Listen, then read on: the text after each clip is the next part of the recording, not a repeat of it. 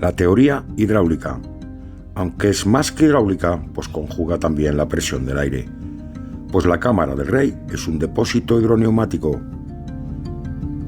Es una evolución de la tecnología hidráulica y es la suma de la energía hidráulica más una energía neumática.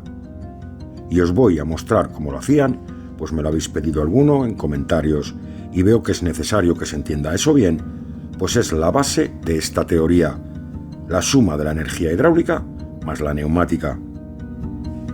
Y todo ello para conseguir que el agua baje más rápido por la gran galería, pues la energía cinética que necesita esa grúa depende principalmente de ese factor, de la velocidad del agua al bajar por la gran galería. Si observáis esta fórmula, veréis perfectamente que la masa influye la mitad, mientras que la velocidad el cuadrado de ella. Entonces se puede entender para qué presurizaban ese tanque, para dar una mayor velocidad al agua y una mayor energía cinética con ello. Y se entiende para qué es esa inclinación que tiene la gran galería, para que esa velocidad del agua no cese o incluso aumente al bajar por ella. Y os voy a decir la velocidad a la que bajaría ese agua es a 3 metros por segundo, mínimo. Y voy a explicar de dónde sale ese dato. La velocidad ideal de movimiento del agua en una instalación es de esa cifra de 3 metros por segundo.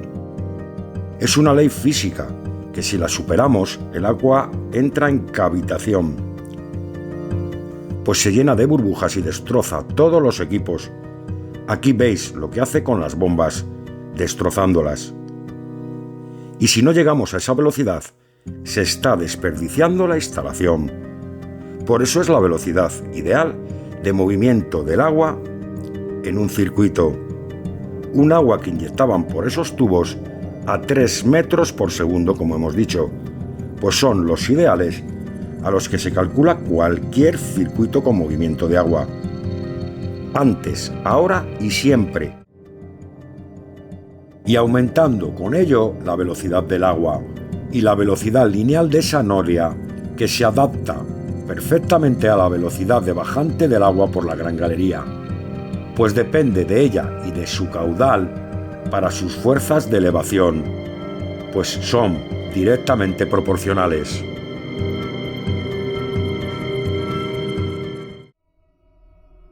Para que veáis su nivel tecnológico, pues controlaban todos los principios de la energía hidráulica, incluso el principio de Bernoulli y el teorema de Torricelli, los cuales luego utilizaremos. Además de la ecuación más famosa del mundo, la de Albert Einstein, con su fórmula para calcular la energía cinética de un cuerpo en movimiento.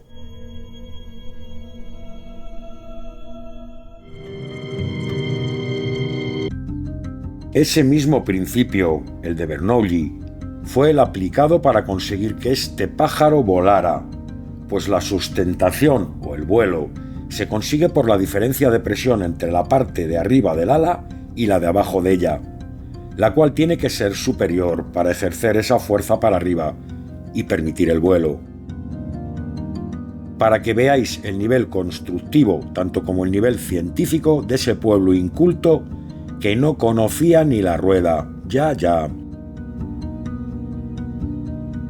Eso es lo que nos han hecho creer, y resulta que controlaban todas las leyes de los fluidos, como habéis visto, más todas las leyes eólicas, pues manejaban también esas tecnologías.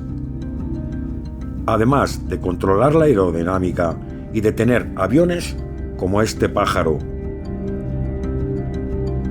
o incluso como este, pues le estudiaremos más adelante y lo fabricaremos, claro, después de la maqueta que estoy haciendo. Pues eso también es un pájaro volador, como veremos, y ya lo explicaremos de paso. ¿Qué eran los objetos que están al lado de él y cuál era su función desde el punto de vista de la ingeniería inversa? Pues eso que hay señalado era una máquina de vapor. O sea que estaban tan adelantados casi como nosotros y no conocían la rueda, Qué cosas tan inteligentes e interesantes que nos han hecho creer sobre esa cultura. Por eso no es de extrañar que esta teoría, la teoría hidroneumática o hidráulica, como la queramos llamar, la cual sale del estudio y la evolución de la ingeniería hidráulica en toda su magnitud, cueste introducirla y cueste ver su nivel tecnológico alcanzado. Pues ese pueblo ha sido ninguneado y despreciado desde la antigüedad por comunidades infinitamente más necias que lo que eran ellos e infinitamente menos preparadas, y encima sentando cátedra. Es como si un niño recién nacido pretendiera enseñarnos a ser padres. ¡Qué pena! Cómo nos han engañado y manipulado siempre, dejando entrever quién son los verdaderamente incultos y verdaderamente ciegos, pero de conocimiento, pues no hay peor ciego que el que no quiere ver y se tapa los ojos ante las evidencias.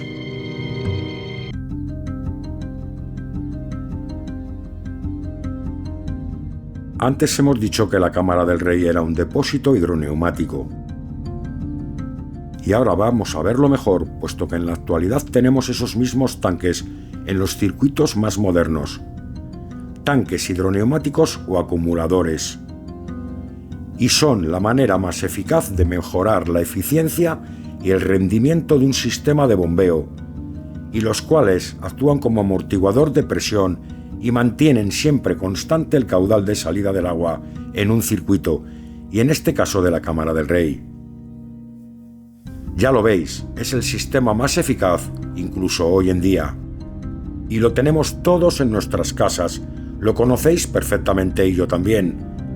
He cambiado muchos, pues no tienen arreglo posible más que su propia sustitución. Pues el fallo siempre viene por la membrana interior. Ellos en la Cámara del Rey no tenían ningún tipo de membrana, no lo necesitaban, pues la altura del tanque de 6 metros hace que el aire no se escape al quedar en burbujitas mezclado con el agua, pues ejerce su flotabilidad y al tener tanta altura no llegan abajo a la salida. Como sí pasaría en nuestros pequeños acumuladores, donde al ser tan bajos, el aire se saldría por abajo. Para eso es la membrana, para sujetar el aire y que no se escape.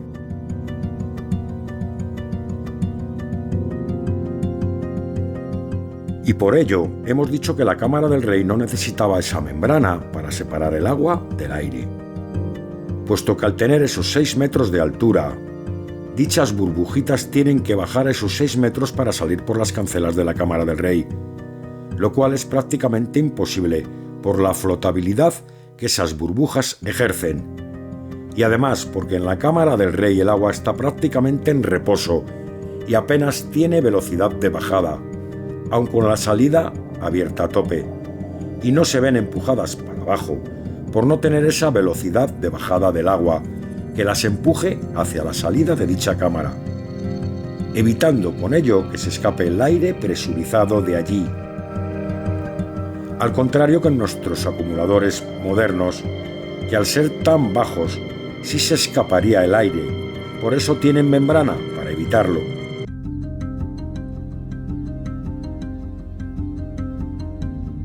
He dicho que no se irían, aun abierto a tope la salida de la Cámara del Rey, puesto que ésta tenía una boca reductora, la cual no ha llegado a nuestros días, y he explicado esto en el documental 1, puesto que la boca de salida de hoy en día, si se abre a tope, esta cámara se vaciaría en un par de segundos, cosa que no pasaba con esa reducción. Hecho este inciso, ahora vamos a ver cuánto agua entraba por esos tubos a 3 metros por segundo, que ya hemos dicho que es la velocidad ideal para el cálculo de las secciones de todos los tubos de una instalación de esas características. Y vamos a calcularlo en la pizarra. Hola amigos, vamos a hacer el cálculo de la entrada del agua en la Cámara del Rey. Sabemos que tenía 2 inyectores y hemos dicho que inyectaba a 3 metros por segundo, ¿no? Eso significa que cada 3 metros de la tubería entraba en un segundo. Pues vamos a ver qué cubicaje hay en 3 metros. Esto nos lo dice el teorema de Arquímedes, o el principio de Arquímedes, que dice que el volumen es la base por la altura, y que la base es lado por lado, o lado al cuadrado en este caso, por ser un cuadrado. Entonces, muy facilito. ¿Y para qué queremos hacer este cálculo? Porque dependiendo de los litros que entran, son los litros que tenemos disponibles luego a la salida para poder hacer con ellos una energía cinética, la cual vamos a calcular. Primero tenemos que calcular cuánto volumen de agua entraba en la cámara del rey en un segundo. Pues hagamos esa operación. 20 por 20 y calculamos la sección y lo multiplicamos por la altura. 20 centímetros por 20 centímetros. Centímetro por centímetro, centímetro al cuadrado. Y 20 por 20, 400 centímetros al cuadrado. Pero hemos dicho que entraban 3 metros, no cada segundo. Pues 3 metros, como tenemos que trabajar en centímetros, porque hay que trabajar en las mismas unidades, hay que transformarlo a centímetros. 1 metro, 100 centímetros. 3 metros, muy bien. 300 centímetros, pues 400 centímetros cúbicos por 300 centímetros que tiene de altura el inyector. 3 por 4, 12 y 4 ceros. Y centímetro por centímetro cuadrado, centímetro cúbico. Como esto lo tenemos que pasar a litros para luego calcularlo en kilos, primero lo pasamos a litros. 1 litro, 1000 centímetros cúbicos. Por consiguiente, si 120.000 lo dividimos entre 1000, le quitamos los 3 últimos ceros, y entonces son 120 litros al segundo que inyecta un inyector de la cámara del rey, y 120 litros por segundo que inyecta el inyector sur de la cámara del rey. Uno está al norte y otro al sur, y las medidas son las mismas, 20 por 20 aproximadamente. Ya hemos dicho que 120 litros por segundo un inyector y 120 litros por segundo otro inyector. 120 por 2, 240 litros por segundo que tenemos disponibles a la entrada y a la salida, por consiguiente. Eso es lo que tenemos disponible. Cuando abrimos cancelas van a salir 240 litros por segundo, pero ahora vamos a calcular qué energía tenemos con esos litros por segundo. Aquí tenemos que echar mano de la ecuación de Albert Einstein, que dice que la energía cinética es igual a 1/2 de la masa por la velocidad al cuadrado. 1/2 de la masa hemos dicho que era 1/2 de 240 litros que entraban por los dos inyectores. Y como hay que ponerlo en kilogramos, porque esa es la unidad en la que vamos a trabajar, sabéis que el agua, 1 litro de agua, 1 kilo. Entonces 240 kilogramos por la velocidad. ¿A qué velocidad? Hemos dicho que entraba a 3 metros por segundo, pero necesitamos saber a qué velocidad sale a la apertura de cancelas. ¿Cómo lo calculamos? Pues muy sencillito. La velocidad de salida de un tanque nos lo dice el teorema de Torricelli, que nos dice, porque la necesitamos para esta ecuación, nos dice el teorema de Torricelli que la velocidad de salida de un tanque es igual a la raíz cuadrada de 2 por G siendo G la gravedad y por H siendo H la altura de llenado. Entonces, muy fácil. 2 es un dato fijo. Raíz cuadrada de 2 por 9,8 metros por segundo es la gravedad. 9,8 metros partido segundo. Y por la altura. ¿Qué altura hay de llenado de estos inyectores? 30 metros. Están a 30 metros de llenado, hasta la salida al exterior. Pero como es un tanque hidroneumático, que ya lo hemos explicado, y luego explicaremos por qué es esto que yo voy a decir ahora, en vez de 3 kilos por presión, porque por esa altura inyectaría a 3 kilos por presión abajo, según abres cancelas. Pero como tiene una fuerza neumática dentro contenida, en vez de a 3 kilos por centímetro cuadrado, se duplica esa presión y estaría a 6 kilos. Luego explicamos por qué. Entonces, si sale a 6 kilos por centímetro cuadrado, quiere decir que es como que lo inyectáramos a 60 metros, para calcular la energía que tiene. aunque lo inyectamos a 30, pero es que la energía que tiene el aire nos da otros 3 kilogramos por centímetro cuadrado. Entonces, si sumamos 3 kilogramos del aire más 3 kilogramos que aporta el agua, tenemos 6 kilogramos por centímetro cuadrado. Entonces es como que inyectáramos a 60 metros. Pues eso por 60 metros. Entonces aquí tenemos 60 por 9,8 por 2 da 1176. Que lo tengo ahí calculado, no es porque yo lo sepa, ¿eh? Lo tengo calculado. 1100, raíz cuadrada de 1176. Y si multiplicamos metros por metros, metro al cuadrado. Y metro por segundo, dividido entre metros por segundo. Como tenemos metro al cuadrado entre metro, uno con otro se anula y quedaría raíz cuadrada de 1176 metros al segundo. Que esto nos da 35 metros partido segundo. Esa es la velocidad de salida del agua a 6 kilos de presión que da la cámara del Rey, y con ello podemos obtener una velocidad y una energía cinética en la máquina que vamos a calcular a continuación. Bueno, pues tenemos los 35 metros por segundo, ¿no? Que es la velocidad lineal a la que baja ese agua según abres cancelas. Pues entonces cogemos y multiplicamos un medio de 240 por 35, pues la velocidad es 35 metros al segundo, ¿no? Hemos dicho. Pues esto al cuadrado. ¿Cuánto nos daría esto? Un medio de 240, 120. Y 35 al cuadrado por 120 daría 147.000 kilogramos. Metro al cuadrado sería metros cuadrado y segundo al cuadrado sería segundo al cuadrado. Pero un kilogramo metro al segundo cuadrado es un julio. Por consiguiente tenemos 147.000 julios de fuerza que tenemos para obtener en la máquina que hay, o la máquina que hemos descrito en esta teoría, la noria de Cangilones. Y luego vamos a ver qué energía es la que podemos obtener con esos 147.000 julios. Es muy sencillo. Si hemos dicho que teníamos 147.000 joules, vamos a ver qué energía o qué podemos hacer con ello. Vamos a echar la cuenta de qué energía cinética se necesita para elevar una piedra de 5.000 kilos a 2 metros por segundo, que sería una velocidad normal de elevación de las rocas cuando suben para arriba. 5.000 kilos a 2 metros por segundo. Vamos a ver cuántas rocas de estas elevaríamos conjuntamente. Según nuestro amigo Einstein, la energía cinética que se requiere es un medio de 5.000 kilos y 2 metros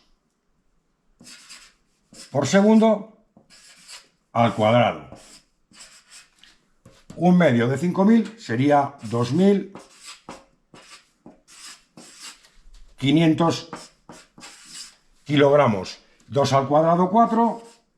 Metros al cuadrado, metros cuadrado partido segundo al cuadrado, segundo al cuadrado. 2.500 kilogramos por 4, que son 10.000. Y kilogramo por metro cuadrado partido segundo cuadrado es un julio. 10.000 joules o 10.000 julios que se necesitarían para elevar una piedra de 5.000 kilos a 2 metros por segundo, que sería una velocidad normal de elevación. Por consiguiente, si tenemos 147.000 julios que da continuos de salida a esa máquina, 147.000 julios por segundo, y una piedra requiere 10.000, podríamos elevar 14,7 piedras como esa para arriba con la energía que baja ese agua de la Gran Galería, para que veáis si tenía fuerza de elevación esa máquina. Esto era una verdadera bestia, una mole, algo descomunal. Y ahora vamos a ver cómo conseguían esa presión de 6 kilos por centímetro cuadrado, la cual hemos mencionado. Si metes agua a un depósito con los tubos de llenado por la parte de arriba, solo cogería la presión del agua, la cual depende de la altura de llenado. Si esta eran 30 metros, ejercía una presión de 3 kilogramos por centímetro cuadrado. Pues el aire se escaparía por esos tubos y no haría ninguna función de compresión neumática. Creo que hasta ahí es perfectamente entendible, pues el aire se ve perfectamente que sale por los tubos de llenado, por estar estos tubos situados arriba del tanque. Este se llenaría solo con la presión del agua, pues el aire no existiría al haberse escapado por esos tubos precisamente por estar situados en la parte alta del depósito, que es donde se sitúa el aire, por eso se escaparía de allí, el cual es desplazado para arriba por el agua, pues el aire ejerce su flotabilidad y saldría por esos tubos de llenado. Ahora vamos a ver la cámara del rey. ¿Veis esos tubos a 1 metro del suelo? Pues el aire, una vez que el agua cubre las bocas de llenado, como veis ahora, ya no se podría escapar de allí. Y si seguimos rellenando de agua, el aire queda contenido en ese tanque, en la parte de arriba, pues el agua desplaza al aire para arriba. Y si metemos el agua a 30 metros de altura, como antes hemos dicho, subiría el nivel del agua hasta igualarse las presiones del agua y del aire contenido ahí arriba. La del agua, que por la altura tiene 3 kilogramos por centímetro cuadrado, más la del aire comprimido en el dicho tanque, pues el aire se comprimiría hasta coger también 3 kilogramos por centímetro cuadrado, como estáis viendo. Pues las presiones se igualan siempre, la del agua con la del aire. Y esto es posible por las leyes de Boyle y de Gay-Lussac, que cumplen todos los gases, pues es el aire el que coge presión, y no el agua, puesto que ésta no se puede comprimir jamás. Se sumarían una presión a la otra. Y entonces tendríamos 6 kilogramos por centímetro cuadrado de salida de agua por los grifos o cancelas.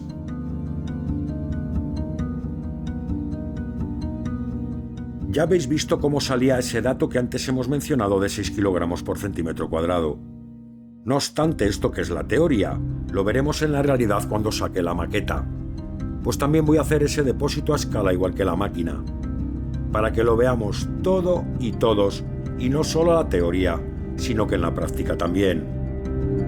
Pues esa maqueta consta del depósito o cámara del rey y de la propia máquina que había en la gran galería, con todas sus medidas a escala, y dando una fuerza de elevación calculada 1500 veces menor que la original. Y ya veréis la fuerza que tiene, increíble. Y lo hemos visto reflejado, aunque esté mal decirlo, en las últimas inundaciones en Valencia. Y aprovecho para mandarles desde aquí toda mi fuerza a todos los perjudicados, allí y en toda España.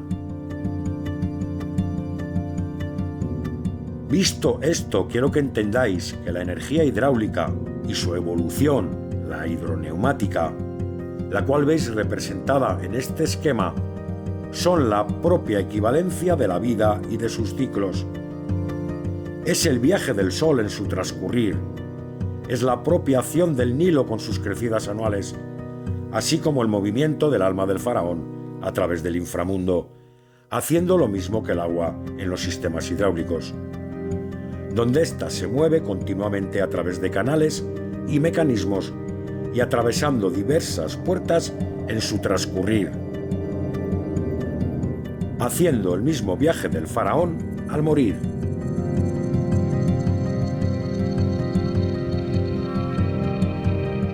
Donde se observa perfectamente el alma en su viaje del Sol a través del inframundo. pasando por diferentes puertas guardadas por veleidades y enfrentándose a varios desafíos antes de renacer. Y en el cual veis el símil perfectamente y lo que refleja la tecnología hidráulica, esos ciclos. Aquí veis eso de lo que hablo también, de esos ciclos, y donde se observa ese transcurrir del agua no solo en sus máquinas hidráulicas, sino que en su propia vida, y donde se ve la relación del Nilo con los conceptos fundamentales de la hidráulica. Aquí en esta representación se ve a Hapi, el dios egipcio del Nilo y de sus crecidas. Simboliza el flujo del agua y su control, un concepto fundamental en la energía hidráulica, pues tenían una profunda comprensión de los ciclos naturales y reflejados en sus jeroglíficos. Estos ciclos, como el flujo del Nilo y el movimiento del Sol, son fundamentales en las tecnologías hidráulicas, ya que ambos conceptos dependen del flujo y del movimiento del agua y de sus ciclos para sustentar la vida y facilitar el trabajo humano. Por eso, la figura del dios Hapi vertiendo agua representa el control y el manejo del agua, y esto refleja el principio hidráulico de utilidad del movimiento del agua para generar energía. Similar al de esas norias mencionadas en este estudio, en las que podemos observar y compararlas. Con el renacimiento diario del Sol y reflejando el ciclo de la vida y la muerte en los textos funerarios. Ahora yo creo que sin lugar a dudas veáis este simbolismo, el cual solo refleja la energía hidráulica y no a echar agua en un trineo para su desplazamiento, pues era hecho con energía hidráulica ese movimiento, con elevadores hidráulicos, con máquinas y no a mano. Y creo que también entendáis el porqué del agua en nuestro inicio de la vida, en nuestro bautismo y de dónde viene ese gesto, copia total de la religión egipcia, donde rendían tributo al agua y así se entiende lo que tiene el agua para que la bendigan. ¿A qué esta pregunta la habéis oído 1000 veces? Pues ya lo veis. Aquí en esta imagen podéis ver a la diosa Nut vertiendo agua sobre su cabeza y sobre su cuerpo. Pues el agua era todo en la antigüedad, era la vida y la muerte, era su sustento, su movilidad, su energía, era un ciclo en el que todo se asemeja a la energía hidráulica. Vamos, simbolizaba su propia existencia y su propia cultura. Y su dios, Hapi, era su verdadero protector, el cual simbolizaba también la fertilidad, ya que las inundaciones del Nilo depositaban sedimentos fértiles en las riberas, permitiendo una agricultura próspera, al igual que la energía hidráulica, que al ser una fuente renovable y sostenible, permitía su uso continuo y responsable de los recursos naturales, para la prosperidad a largo plazo del pueblo egipcio. Y donde el movimiento constante del agua es utilizado para generar energía. Como el dios Hapi que traía anualmente fertilidad y renovación a la tierra, por eso era representado en numerosas imágenes vertiendo agua en una tinaja, lo cual es el principio de la energía hidráulica, en la cual se ve el flujo del agua y su control, conceptos fundamentales en esta energía, relacionando al Nilo y sus ciclos con ella misma. Este concepto básico de la energía hidráulica vendría, cómo no, de este tipo de norias, las cuales son el precursor de toda esta ingeniería al respecto, para su desarrollo y su implantación. Estos son los modelos originales y la base de toda esa tecnología que, como todo, tuvo un principio y un desarrollo posterior. Pues es normal pensar de dónde salieron todos estos conocimientos. Pues aquí lo tenéis bien claro reflejado. De ahí salió y nació esa tecnología hidráulica, Y recordar que también controlaban la energía eólica. Mirar sus barcos. Pues tendrían también molinos de viento, ¿cómo no? Para que veáis de dónde viene toda esa tecnología, sin ningún lugar a dudas. De un pueblo arcaico e inculto que estaba en la edad de las cavernas y que eran recolectores y cazadores y que no conocían siquiera la rueda. Solo los inocentes podrían pensar así, y los niños, claro.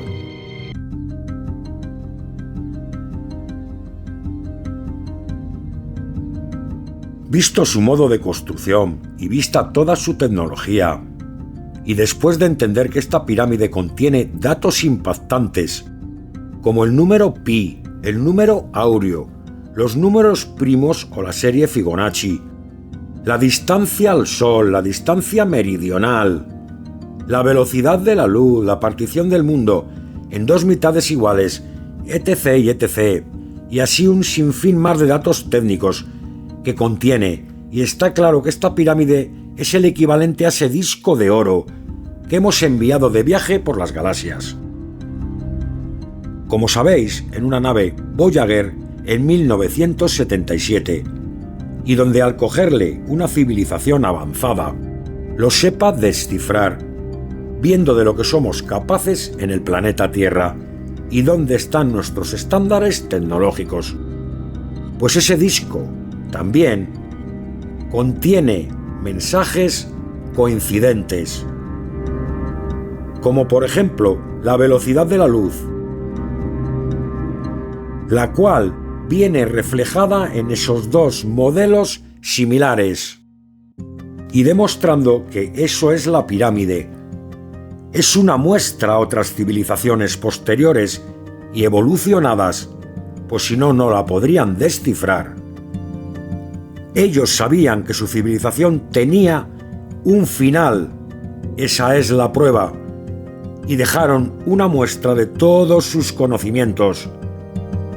Fíjate si eran grandes, más que nosotros.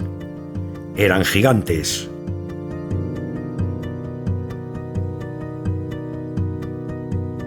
Y más cultos, pues nosotros no hemos hecho nada igual, ni parecido siquiera.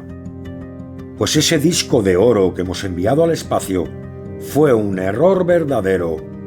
¿Por qué no aprendemos de ellos y dejamos una muestra de nuestro nivel tecnológico en una edificación que aguante el paso de los milenios, como esa, para que futuras civilizaciones, cuando tengan un nivel de entendimiento superior, las sepan interpretar y sepan que éramos muy grandes? Pero por favor, dejemos esa muestra en la Tierra y no en el espacio. Seamos listos. Tanto como lo era ese pueblo, el cual dejó ese legado de conocimiento. Y fíjate si era tanto que estamos interpretándolo y comprendiéndolo todavía. Y digo esto porque nuestra civilización acabará desapareciendo, o por un botón rojo, o por un submarino rojo, o uno amarillo, quién sabe, pero no lo dudéis. Todas las culturas anteriores han desaparecido y seguirá pasando, pues la intolerancia del propio hombre nos hará desaparecer, como siempre ha sido. Es la misma historia con el mismo final. ¿Os dais cuenta?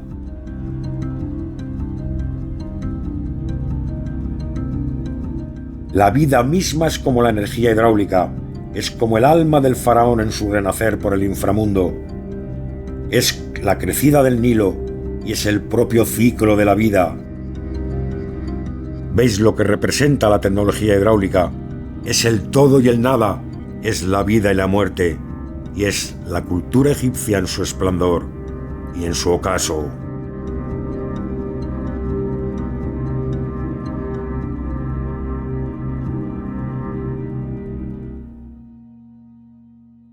Hoy nosotros estamos en nuestro esplendor. Llegará el ocaso, no lo dudéis. Copiemos de ellos. Pues si no, serán esas pirámides las que vuelvan a sobrevivir a esta extinción de la civilización. Pues todas nuestras edificaciones colapsarán, en 100 años o en 1000, pero colapsarán. Y sin embargo, esas pirámides seguirán allí de pie. 40 o 50.000 años más, o quizás 100.000. ¿Quién lo sabe?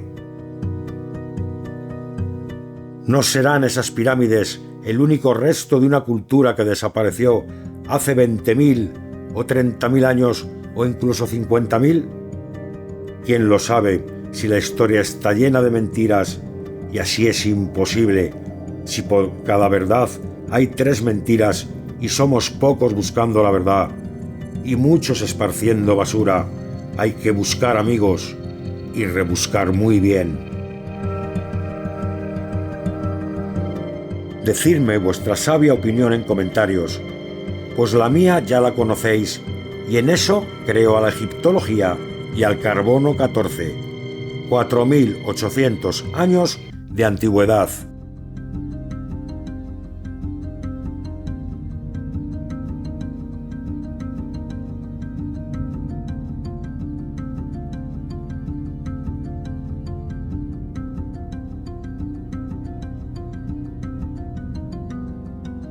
Como os he dicho anteriormente, ya estoy haciendo la maqueta, la cual tendrá 1.500 veces menos fuerza que el original, pues está todo calculado a esa misma escala en cuanto a su fuerza, 1 a 1.500.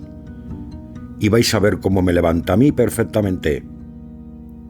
Imaginaros la real que había allí montada, una verdadera bestia, una grúa de fuerza descomunal, con la que fue posible la elevación de varias piedras cada minuto, que estuvo funcionando y funcionó durante muchos años a ese ritmo. Ya veréis la energía hidroneumática, cómo se las gastaba en la antigüedad, con la maqueta famosa en acción. Si os ha gustado, like y suscripción, y si no, también, pues necesito vuestra fuerza para dar a conocer estos avances al mundo entero. Pues todos tenemos que saber que hemos sido muy grandes, gigantes, diría yo. ¿Y vosotros qué pensáis? Dejadlo en comentarios, por favor. Ahora sí, amigos, el próximo documental, Jean-Pierre Houdin y la teoría imposible. Y ya, el siguiente, salen las bolas de rodamiento encontrados a cientos en la meseta de Giza y en todas las canteras de piedra utilizadas en las pirámides. Claro, de los rodamientos de sus máquinas. Y ya lo veis, máquinas hidromecánicas idénticas de estas. Además, vamos a ver la relación directa del expolio inglés a Egipto y la revolución industrial. Os veo en 20 días. Disfrutar mucho, amigos. Os lo merecéis, aunque solo sea por aguantarme.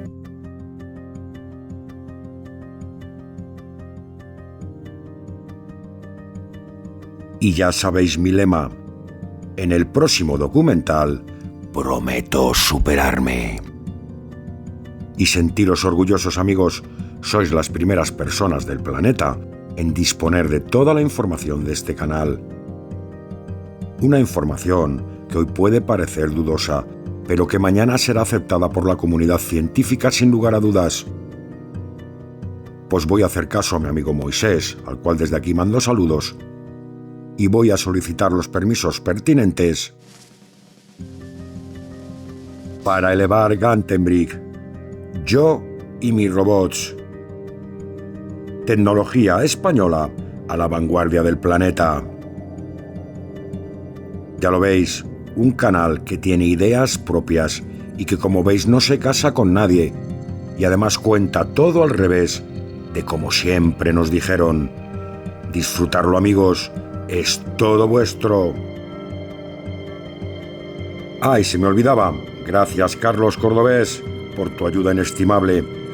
Y también te mando fuerzas a ti, Ramón, las necesitas en Andorra.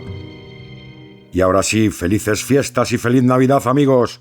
Disfrutar mucho.